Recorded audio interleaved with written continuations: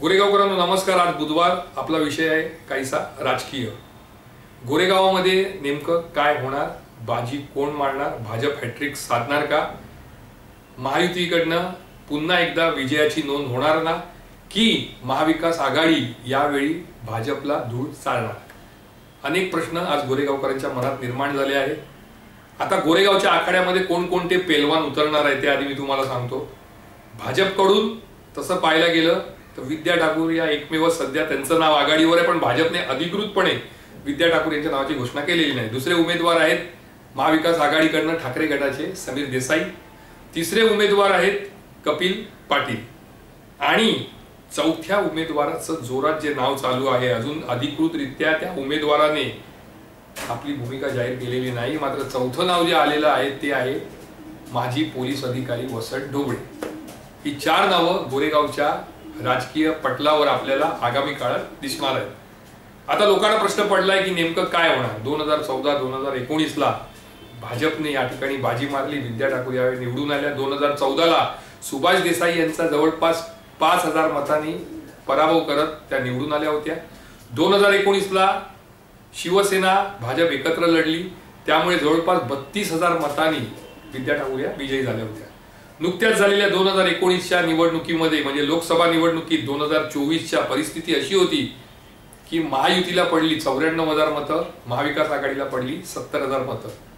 24,000 मताचा हा गॅप होता। आता हा गॅप पुन्हा तसाच राहणार का, याकडे सर्वांचं लक्ष लागलंय। अनेक ठिकाणी त्याची चर्चा सुरू झाली, पण मला असं वाटतं की हा गॅप तसा राहणार नाही। मताधिक्याची ही भिंत कुठेतरी कोसळणार। त्याला कारण असं आहे की महाराष्ट्र नवनिर्माण सेनेने वायकरांना म्हणजेच महायुतींना पाठिंबा दिला होता। जवळपास 14,000 ते 15,000 मतं गोरेगावातून ही मनसेची महायुतीकडे गेलेली। आता मनसेचं स्वबळावर लढणार असेल किंवा दुसऱ्या कोणत्या उमेदवाराला पाठिंबा देणार असेल तर निश्चितपणे त्याचा फटका हा विद्या ठाकूर यांना बसणार। 94 वरनं त्या डायरेक्ट 80 वर येणार। त्यानंतर अशी 4,000 ते 5,000 मतदार गोरेगावात आहेत की ज्यांनी फक्त मोदी आणि लोकसभेत पंतप्रधान म्हणून मोदी हवेत यासाठी मतदान केलेलं आहे।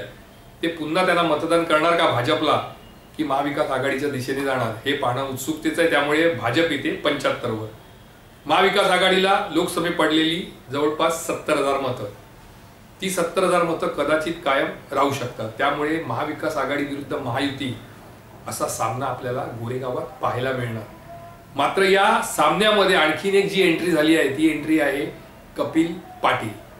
मराठी भाषिकांना सर्वांना माहिती आहे कपिल पाटील कोण आहे, कदाचित अमराठी भाषिकांना फारशी ओळख नाही। कपिल पाटील एक मुत्सद्दी, अभ्यासू, चाणक्य नीती असलेले आणि एखादं आश्वासन दिलं किंवा एखादं वाक्य जर त्यांच्या तोंडून निघालं तर ते पूर्ण करणारे असं हे एक व्यक्तिमत्व आहे। 3 वेळा शिक्षक मतदारसंघातून ते आमदार राहिलेले आहेत, अनेक कामं त्यांनी केलेले आहेत। आपल्याला जो शिक्षकाचा फंड येतो त्याच्यातला काही फंड त्यांनी गोरेगावात अनेक सामाजिक संस्था म्हणा किंवा अनेक सोसायट्यांसाठी न सांगता वापरलेला देखील आहे। त्यामुळे गोरेगावात ते परिचयाचे आहेत। आता ते रिंगणामध्ये उतरलेले आहेत। ते रिंगणात उतरल्याने त्याचा किती फटका हा महाविकास आघाडी आणि महायुतीला बसतो हे पाहणं उत्सुकतेचं आहे। काही जण कपिल पाटील यांना जर हलक्यात घेत असतील तर ती त्यांची मोठी चूक ठरेल। त्याला सर्वात मोठं कारण असं आहे की आजही समाजवादी विचाराचे, समाजवादीला मानणारे असे 20,000 ते 25,000 गठ्ठा असलेला एक मतदार गोरेगावमध्ये आहे, जो मृणालताई गोरे यांना मानायचा, जो शरदराव यांना मानायचा।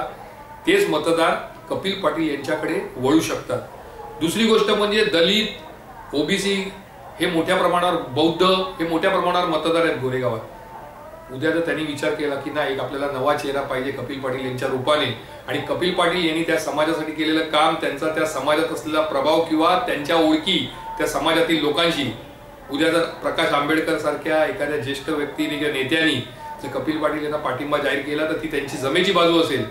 मनसेने आपली भूमिका स्पष्ट केलेली नाही, पण ऐन वेळी जर मनसेने ठरवलं की नाही कपिल पाटील यांना आपण पाठिंबा द्यायचा तर गोरेगाव सारख्या मतदारसंघात दुरंगी नाही तर तिरंगी लढत ही अपेक्षित आहे। त्यात आता चौथा भिडू मी एवढ्यासाठी म्हणतो की वसंत ढोबळे हे नाव गेल्या काही दिवसापासून चर्चेत आलेलं आहे। 90च्या दशकामध्ये याच वसंत ढोबळेने गोरेगावामध्ये आपले एक वेगळं स्थान निर्माण केलं होतं। गुंडांमध्ये आपली त्यांची एक दहशत होती आणि सर्वसामान्यांना त्यांच्याबद्दल एक आदर होता। त्यांना मानणारा एक वर्ग आजही झोपडपट्टी भागात, मुस्लिम विभागात आहे। त्यांनी जर ठरवलं ढोबळेंना सहकार्य करायचं तर ही तिरंगी नाही तर चौरंगी लढत होईल। आता प्रश्न शेवटी एवढा येतो की भाजप काय करणार? भाजप हॅट्रिक साधणार की यावेळी महाविकास आघाडी डोई जडवणार? भाजपचा जर विचार केला तर त्यांचे पारंपरिक मतदार आहेत गुजराती, मारवाडी, जैन, उत्तर भारतीय, ब्राह्मण आणि साऊथ इंडियन हे त्यांचे पारंपरिक मतदार आहेत. नेहमीप्रमाणे त्यांना एकत्र एक गठ्ठा मतदान केंद्रावर न्यायला जर यश आलं भाजपला तर ती भाजपची आणि विद्या ठाकूर यांची जमेची बाजू असेल. त्या व्यतिरिक्त विद्या ठाकूर यांनी केलेली कामं, त्यांच्या नगरसेवकांनी केलेली कामं, विद्या ठाकूर यांचा स्वभाव, विद्या ठाकूर यांचा जनसंपर्क ही भाजपची जमेची बाजू आहे. समीर देसाई यांचा विचार केला तर समीर देसाई यांचा देखील गोरेगावमध्ये चांगला प्रभाव आहे, त्यांचा जनसंपर्क चांगला आहे. समीर देसाई फाउंडेशनच्या मदतीने त्यांनी हजारो लोकांना आर्थिक मदत केलेली आहे आरोग्यासाठी. त्या व्यतिरिक्त त्यांच्या विभागात त्यांचं चांगलं काम आहे. नगरसेवक म्हणून त्यांची कारकीर्द चांगली आहे. मात्र सर्वात त्यांना फटका देणारी गोष्ट म्हणजे अंतर्गत वाद. अमोल कीर्तीकर यांना लोकसभेमध्ये जो फटका बसला तो अंतर्गत संघर्षाचा बसला. काही पदाधिकारी हे मैदानात उतरले नाही, प्रचारासाठी उतरले नाही, कार्यालयाच्या बाहेर आले नाही, आपल्या मतदारसंघात फिरले नाही. त्यामुळे त्याचा फटका अमोल कीर्तीकरांना बसला. आजही ठाकरे गटामध्ये छुपा संघर्ष सुरू आहे आणि त्याचा निस्तारा जर केला गेला नाही, जर ज्येष्ठ नेते मैदानात येऊन सगळ्यांना एकत्र आणण्यात अयशस्वी ठरले तर त्याचा फटका हा समीर देसाई यांना मोठ्या प्रमाणावर बसू शकतो. त्यामुळे आता प्रश्न असा आहे की कोणता उमेदवार निवडून येईल, कारण ही आता दुरंगी लढत राहिलेली नाही, ही तिरंगी किंवा कदाचित चौरंगी लढत होईल. आणि कोणालाही कमी लेखता कामा नये, कारण गोरेगावकर आहे. गोरेगावकर काय विचार करतील हे कधी सांगता येणार नाही. पण खऱ्या अर्थाने जी खरी लढत आहे ती कपिल पाटील, विद्या ठाकूर आणि समीर देसाई यांच्यामध्ये होणार आहे.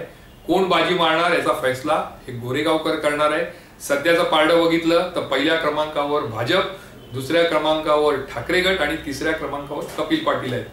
मात्र जर लोकांनी ठरवलं आणि लोकांनी जर चक्र फिरवली तर अनपेक्षित असा निर्णय गोरेगावामध्ये लागू शकतो. येणाऱ्या 2 महिन्यातच निवडणुका होणार आहे. दिल्ली अभी दूर नाही आहे. लवकरच विधानसभेच्या निवडणुका होतील आणि निकालही लागेल. आणि गोरेगावकरांनी कोणाच्या दिशेला कौल दिलाय, आपल्या हक्काचा आमदार म्हणून कोणाला विधानसभेत पाठवलंय हे येणाऱ्या काळात निश्चितपणे कळेल. मी अमित जोशी पुन्हा एकदा रविवारी नवा विषय घेऊन तुमच्या समोर येईल. तोपर्यंत तुमची रजा घेतो. जय हिंद, जय महाराष्ट्र.